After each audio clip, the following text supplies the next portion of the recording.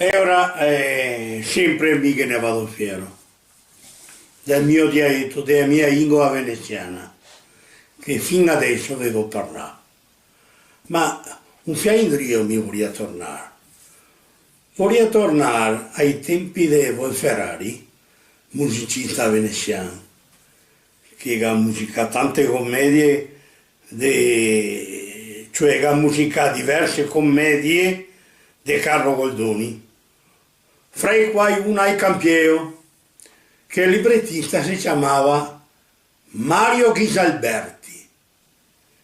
E mi voglio salutarvi così. Voglio salutarvi in sta maniera qua, nelle parole di sto gran poeta, veramente un gran poeta. Comincia così. Cara la mia Venezia,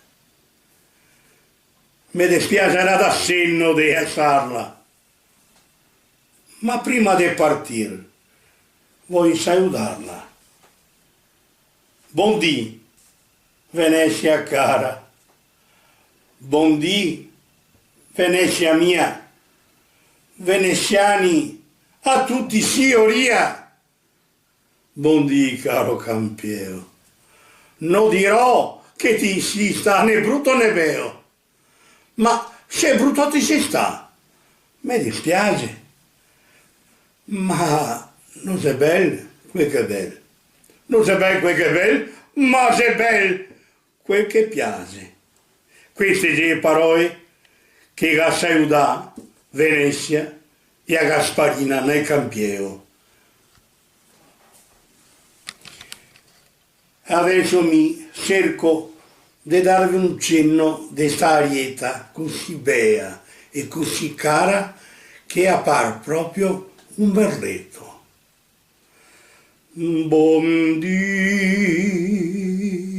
Venezia cara, buondì, Venezia mia,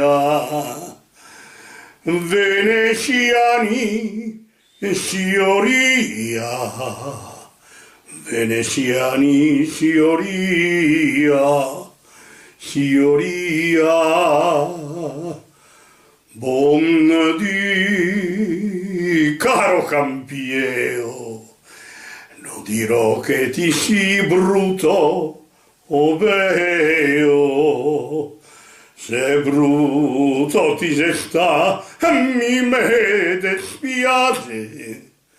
Non sei bel quel che bel, non sei bel quel che bel, ma quel che piace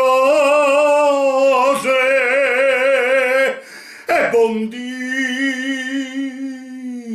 buondì.